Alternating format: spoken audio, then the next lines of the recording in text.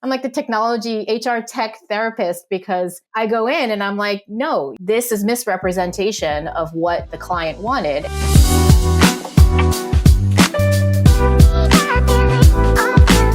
Okay. Alice, thanks for hopping on the show today and joining us. Thanks for having me. Absolutely. For the folks that don't know, I'd love to have you just introduce yourself and talk a little bit about what you do with Culinary Agents. Yeah, I'm Alice Cheng. I'm the founder and CEO of Culinary Agents, which is the hospitality industry's hiring platform. We focus on helping talent discover great jobs and careers in hospitality and enable businesses with a whole slew of job marketing and applicant tracking tools to make it easier for them. Awesome. So both on the front end for the job seeker as well as on the back end for the hiring, people doing the hiring, right? Yes. Awesome. I mean, how long has it been since you've been doing this? Is about a decade or so? Yeah, this is our 13th year anniversary. Lucky number 13. Yes, congratulations. It's been a wild ride, to say the least. It's been really rewarding to see all the changes and evolution in the industry as well. Absolutely. I'm curious, how things have evolved over that time and how restaurants have kind of gone from like just a help wanted sign to using advanced technology and tracking tools and doing things, frankly, in a smarter way. So what does that evolution look like from you? Like, was it hard to convince folks early on to use digital tools, or just curious what that hiring landscape and how restaurants have been hiring has changed over time? Yeah, absolutely. Well, it has changed dramatically in many different ways. And I think it's an indication of just the overall industry adopting technology differently and doing business differently. And also job seekers looking for jobs and approaching it differently, right? In the beginning, the main reason why I started Culinary Agents was a lot of my friends who were in hospitality, both on the ownership side as well as the worker side, were constantly complaining about Craigslist being the only tool that they could find jobs. And they'd be post shift scrolling through, part garbage, part, interesting things. And then they would find it and they would send an anonymous email because it was too risky. And it was just this like unprofessional feeling about the whole process. Like looking for jobs and applying for jobs is not sexy to begin with. But on top of it, it's like this kind of like unspoken, you're scrolling through just text lists. One's like trying to give away a couch. And then the next line is like a 3 Michelin star looking for a line cook, right? And yeah. At the time I was working, that was legit. I took a screenshot of that. That was like part of my pitch deck. And at the time I was working at IBM with startups in Silicon Valley, just seeing creativity and just craziness, right? People that are just thinking about how to implement technology to really shake up major industries like the media industry, video distribution. I loved hospitality. I had so many friends in hospitality, worked in hospitality. And I was like, there has to be another tool. And so that's kind of where the idea came from and it started. And you're right, when I finally took the plunge like 6 years later, because I realized that it wasn't happening, it was extremely difficult. Not only is there a technology learning curve for everyone, but running a restaurant business is complicated. Sometimes if it's not broke, you don't fix it. And if you're just used to doing something a certain way, it's easier to just continue doing that until you are forced to make a change. Absolutely. And I think that it's definitely still a thing. It's not as prevalent maybe now. There's a lot less hesitancy to adopt technology, but I still think in the restaurant industry in particular, there is just an old way of doing things. And I'm sure there are still restaurants posting in the classifieds. Yeah. And that's fine. Like word of mouth is never going away, right? That's still tried and true and amazing. And one of the beautiful things about this industry, it's huge, but it's small, right? But what we've seen, to your question, over the years is, technology adoption happening in different parts of, the business side and restaurants, and also obviously the consumer side and just people and how they do things or how they look for jobs, et cetera. That has, I think, really changed not just the way people look for jobs or apply to jobs or, market their jobs, but it's changed like the level of professionalism in this industry, which was one of the things that we're really sought out to do. With more information, more transparency, more just access to data and tools, you just feel like it's more legitimized. There's the taxonomy is in a familiar way where you're searching for a keyword dishwasher and you see a ton of dishwasher jobs, right? Great. The skills are aligned with what you would expect for, an entry level prep cook versus an experienced lead line cook, and that really has, I think, broader ripple effects to both sides. Absolutely. And I'm curious where, Culinary Agents and your job board differs from a one size fits all job board. This is something, even here at Seven Shifts, we're restaurant specific. You guys are hospitality specific. I'm curious, what are some of those intricacies that you have that other job boards don't? Yeah, I love this question. Thank you. A couple of things. The approach really was obviously the restaurant, specifically, restaurant environment is very unique. You have many different people with different skill sets at different levels coming together to execute shifts on a regular basis. And you all grow, it's high, fast paced, et cetera. And people are also coming in from all different directions and backgrounds, right? Some are formally trained, some are just experienced with working, et cetera. And you all come together and do amazing things. With us, it was initially like, okay, it needs to be something like a LinkedIn meets Match.com for jobs. There needs to be technology that is driving this type of matching so that an employer who's looking for somebody with a certain set of skills that align with a particular position is able to find that, or at least find a subset of more qualified applicants to save them time. Certain tools was like, put it out there, throw it against the wall. You get 100, maybe 200, maybe 500 emails. And then you're sifting through all these emails to try to find one or two people that you want to engage with or bring in for a trail. Right. And so this was like the technology needs to help save time for employers and sift it out.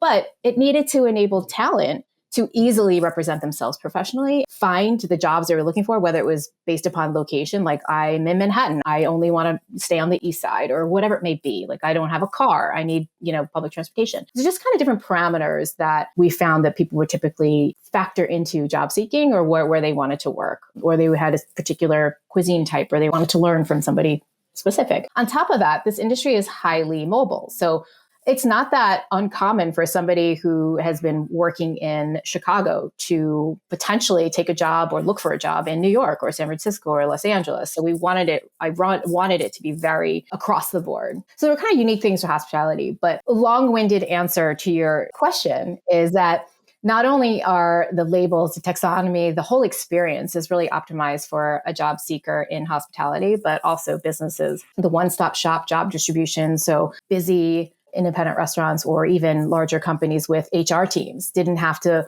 waste their time picking and choosing all these different job boards and paying and managing all these campaigns as a one-stop shop. And we distribute and promote. Adding applicant tracking tools, a lot of employers needed a core basic set of tools. They didn't need a huge, robust, et cetera. Maybe as they grew or they added more locations, naturally they would grow, into different systems. But we wanted to really enable the independent restaurant with a core set of tools that were free that will help them easily manage applicants, to communicate with them, save their data, like really basic stuff. And then if they needed, when they needed more, we would grow with them, right? It was all about, dare I say, like, a menu of options, and pick and choose what you need. You have no budget, you have all these tools. Okay, now your business is growing, you have a little bit of budget, or you need to put a little more oomph behind a particular salaried position. Okay, great. You can distribute that and pay a little money. But it was baby steps.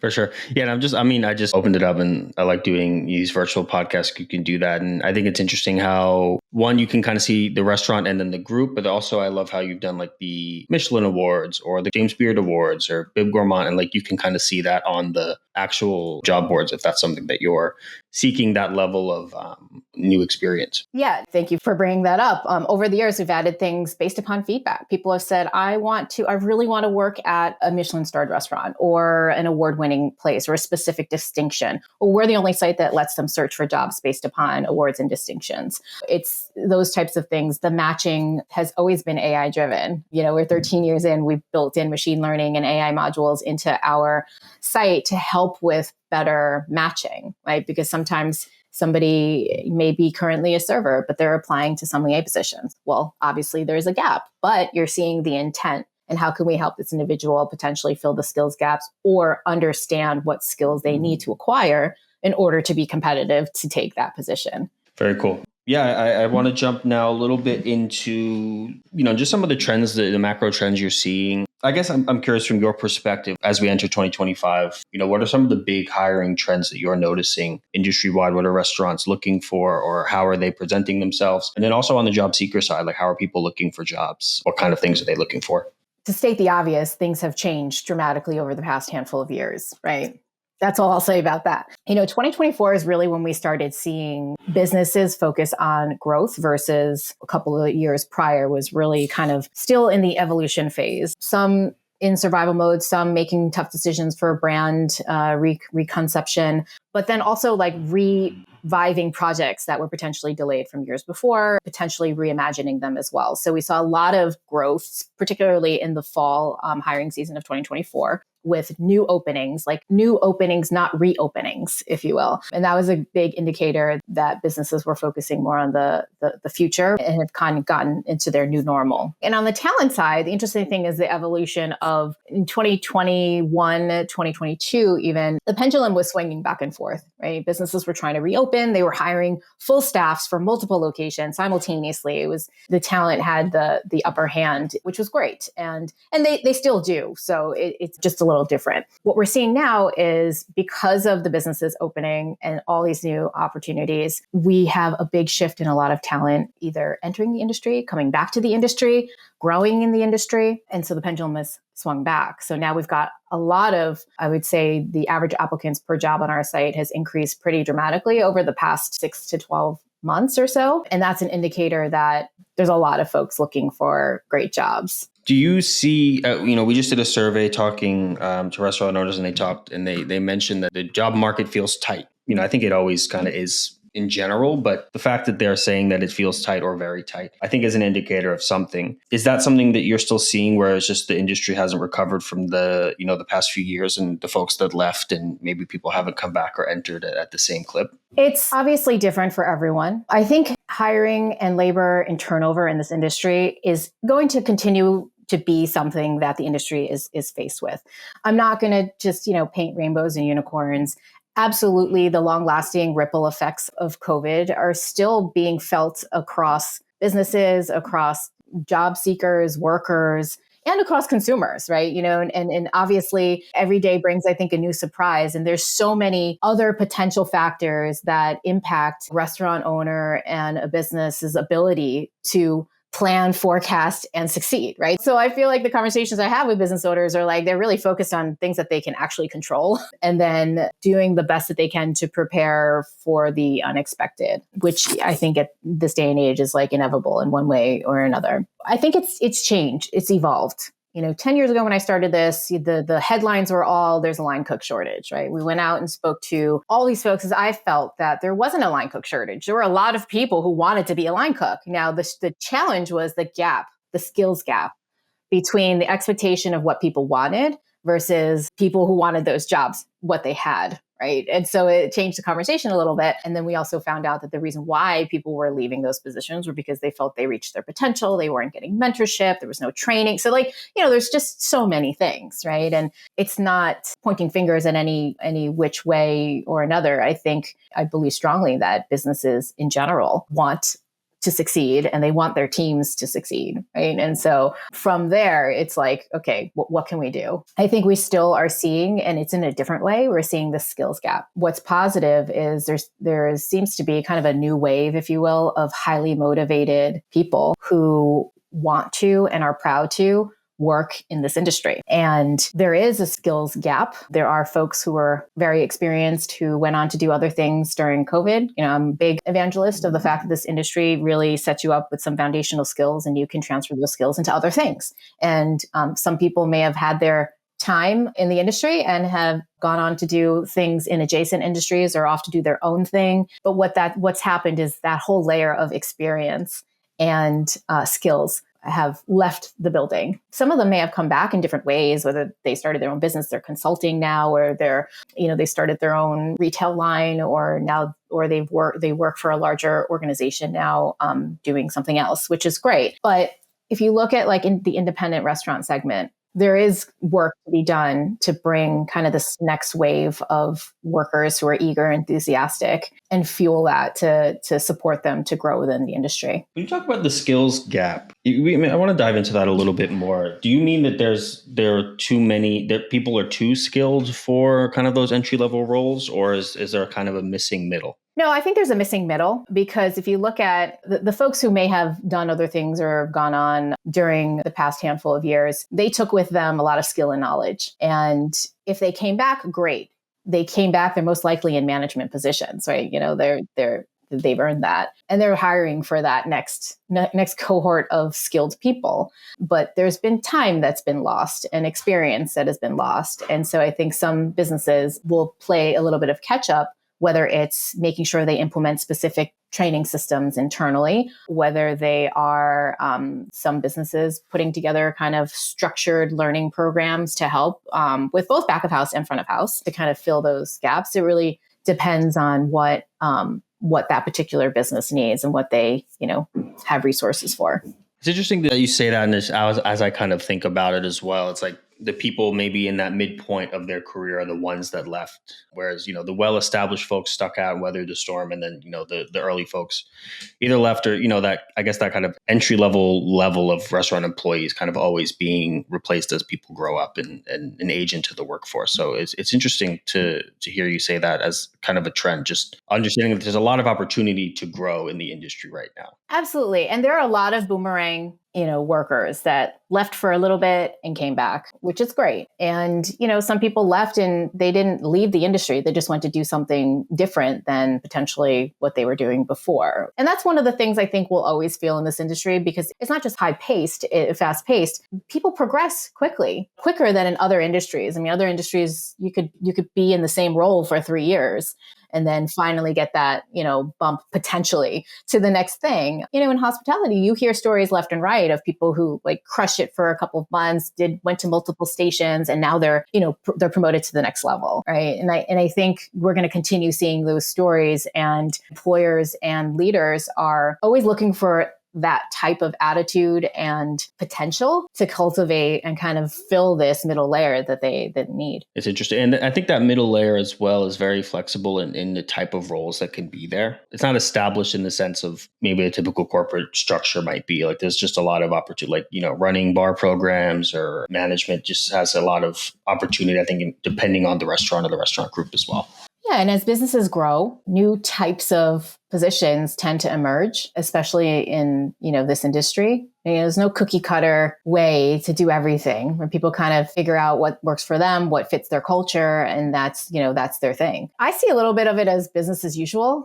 I mean, I've seen 13 years of this, basically same cycle. I get asked the same questions, and I love it because it forces me to really look back at the data and think about, like, what is the trend? Is this a trend, or is this just business as usual? Because it's spring hiring season, right? Of course, everyone's hiring. People are going to feel like there's a lack of talent, or there's, lack of applicants because there's 10 times the number of job opportunities that there were, 5 weeks ago. And the talent behavior is similar. I mean, we could see, we've looked at data, migration patterns, and just things. And you see certain cities that have close proximity to high seasonal places tend to see larger shifts during certain, when the Hamptons open up. A lot of people go out there and work for 2 months or 3 months, and that's great. But then those positions need to be backfilled, or the business determines that it doesn't because it's, slower season for them. So it's like this constant move to better understand. And I think technology and data helps businesses make better decisions,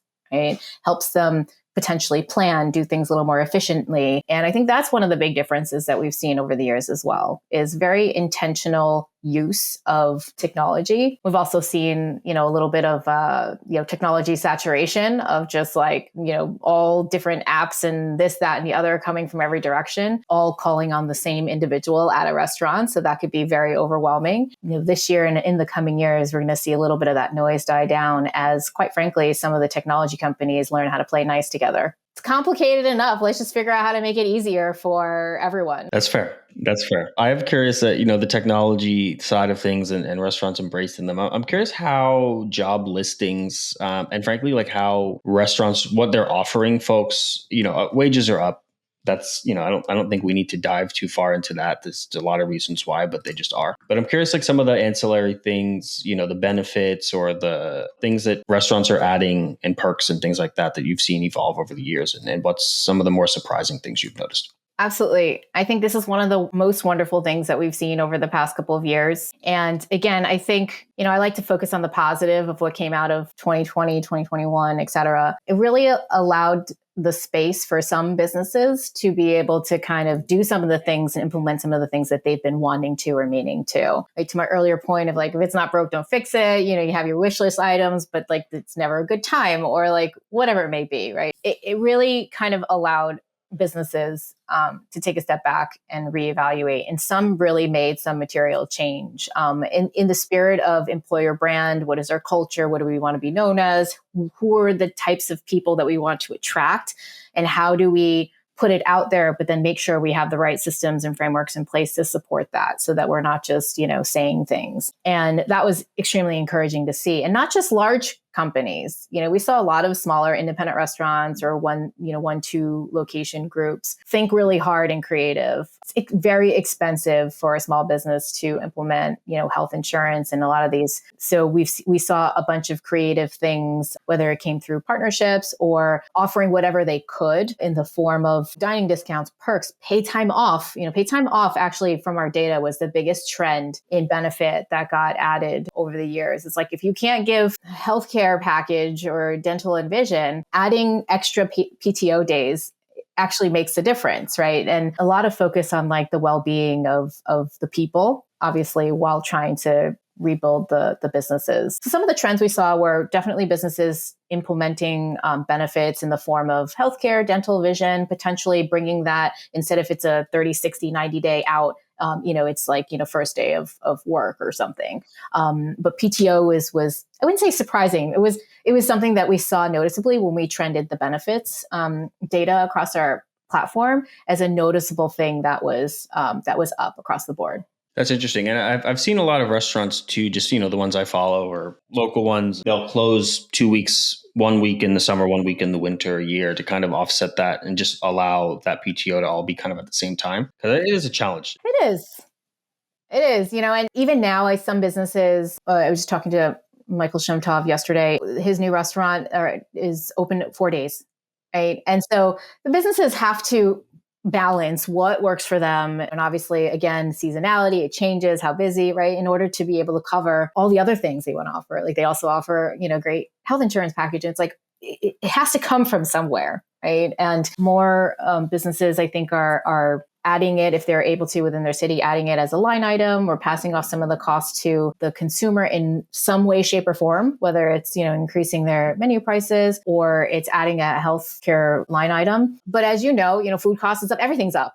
So it's like, there's just so much you can charge for a burger, right? No, yeah, for real. Until your consumer is like, wait, it's a $50 burger. That's a little bit more expensive than I expected. Part of the challenge in general and part of the conversation has always been the consumer perception, what the consumer is willing to do and partake in this conversation, right? I think another positive of what came out of COVID, et cetera, is that more consumers understood a little bit more of some of the challenges that workers and businesses in hospitality face. To the extent that people have like short-term memory loss now, that remains to be seen. But I think there's still people who understand that, this industry has its challenges and they want to continue enjoying going out and getting pampered and spoiled and having a great time. They need to both go visit their favorite places, talk about it positively, and give feedback in a constructive way. I think the consumer has, like you said, the consumer does have a limit though, for as much as they want to, frankly,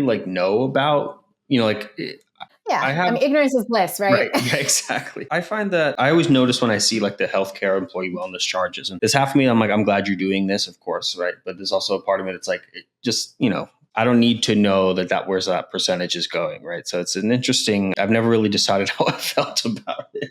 It is interesting, right? And it's also interesting because not everyone does it, right? So sometimes you're traveling in California or whatever, and you see it and you're like, oh, but then you go to a different city and they don't have it, right? And that doesn't add to the ease of somebody becoming comfortable with it, because it's just, especially if you don't further understand the dynamics of the different laws from city to state to et cetera, and what businesses can and cannot do. So are there any budding things you're noticing? Maybe you don't have the data to back it up just yet, but things, that you've kind of raised an eyebrow at and so oh, that's interesting. Maybe things you've been seeing a little more often in the hiring kind of landscape. Yeah.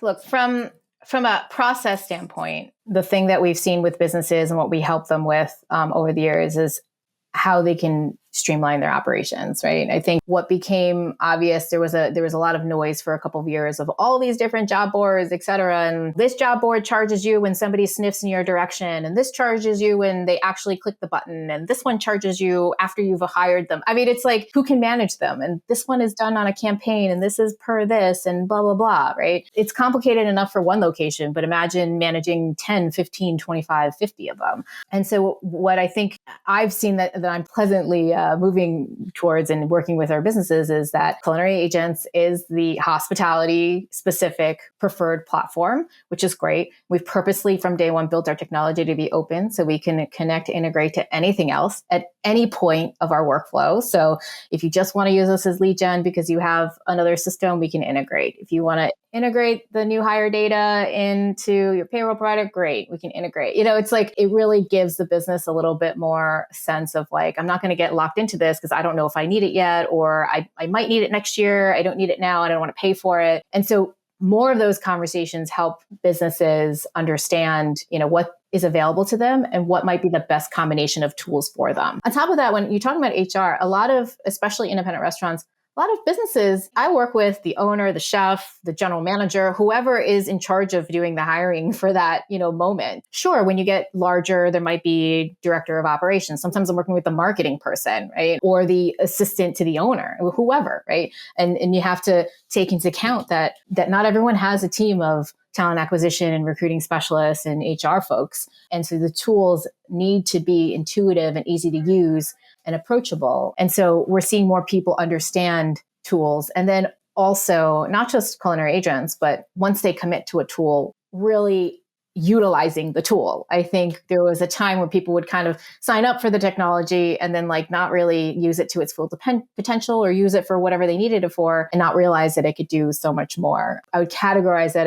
as people embracing technology more broadly and asking the right questions. I always encourage people to say, like, if you have a tech salesperson telling you something, ask them, ask them to give you proof points. Like, sure, we integrate. Okay, give me an example, right? And because it's easy to say, yeah, we integrate, and then the salesperson passes you on to onboarding and they're like, no, we don't do that, So I've been called into a lot of situations to help smooth. I'm like the technology HR tech therapist because I go in and I'm like, no, this is misrepresentation of what the client wanted. And hey, so-and-so, what the client was asking for. And I think those are healthy conversations because also the larger companies, after a while, when they hear enough customers saying, you have to work with, Culinary Agents or 7 Shifts or whatever, like I'm taking this technology with me. And if you want my business, you have to make it work.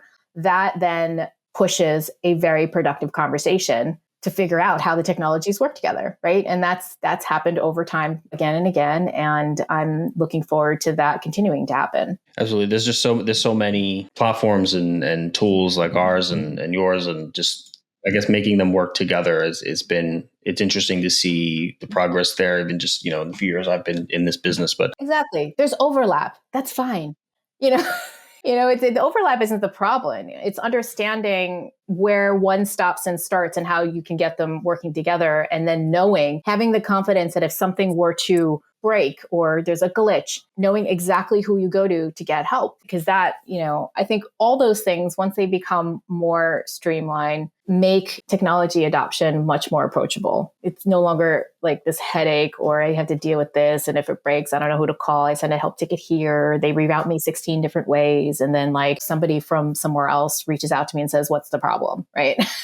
Absolutely. So I guess just on a grander scale, just more of an embrace of the tools that you're seeing and maybe less of a passive interest in like, I'll sign up for it, but I'm not going to use it, but more of a really intentional use of tools, technology tools from restaurant. Yeah. And, better tools, right? Like, I'm not even going to put it on the restaurant side. Like the technology has gotten better. Businesses have listened as they should and have made their technology different. They have evolved their businesses. And that is one of the benefits of, a startup like company. You're more agile. You're able to like change, pivot, do whatever you need to do based upon what the customers are asking for. And I think some businesses have done a really great job of that and continue to do that. And that is the piece of the puzzle that the large incumbent historical businesses are just starting to embrace or listen to or be forced to listen to. But that's like, that's technology in any industry. It's like you have the disruptors that come in that solve a problem in a specific way or solve a problem that the larger companies couldn't or wouldn't, right? Because of other reasons. And then it's much easier to acquire versus build it yourself. I mean, it's sometimes legacy technology systems just can't be changed. Yeah, and I think maybe there's been a shedding of those legacy tools in favor of, I guess, the more modern cloud-based tools, and it's been a gradual adoption, but I think it's getting to an interesting point where a lot of the bigger restaurant groups and the more successful ones like have already adopted it, and then now it's kind of a point of like, well, how do we make it better? How do we help them more? Yeah, and it's industry technology adoption, right? When I started IBM, way back, I'm going to date myself, in 1999, I focused on media companies back then. This is pre-iPhone, we were in meetings and conference calls about dial-up, right? Like, it was normal for those of you listening who remember, it was normal to see like the buffering or the blue screen of death, right? And, it's back then the media companies couldn't fathom music and video distribution. They couldn't put their arms around how they actually charge people for like one song, right? And not force them to buy the whole album, right? It took Napster doing that initial release of, oh, now you can get it for free. That like, oh my God, like the sky was falling, and it really forced all the major music labels to say, wait a second, we're going to lose our artists. We're going to, whatever, if people can just get the music for free, what do we do? We need to be part of this conversation. And so it took a while for the media industry to adopt the technology. And, we're seeing the same patterns in hospitality, and just industry by industry, people they adopt technology differently. Even the medical industry. I mean, yes, it's interesting. I think I am curious as we kind of come up with time. Are there any job title or postings that have just kind of like you think are like great, or like something that you're like, I've never heard of that before, that you've seen recently? We definitely have all the traditional front of house, back of house positions, which, by the way, we also encourage because that helps with like, search and strings and all that stuff. But we do have a mapping process on the back end in case somebody wants to put like dining room ninja or something. We've seen things like that, which is like fun, whatever. I think the types of positions that we always like see come through, which is becoming a little bit more in demand, are business ones, like whether it's social media manager or HR. There are more corporate positions, I would call them, if I had to categorize them, that come up.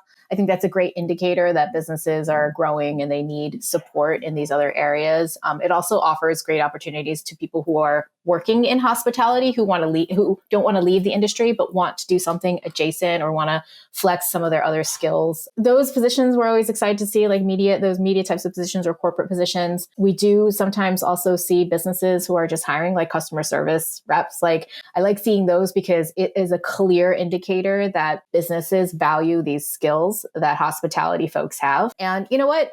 This industry isn't for everyone always, right? And it's one of the beautiful things about working here is that you could be just a stopgapper. You could just be a, side hustler. It's fine. The great thing I focus on is it opens the door to other opportunities, and whatever you're doing here, whether it's, skills, whatever skills you're learning or relationships you're building, you can bring that into the next thing, right? And you can't say that about a lot of other professions. Those are the ones I'm always like, oh, we kind of like raise an eyebrow too. And we like to add a little extra oomph too. Yeah, absolutely.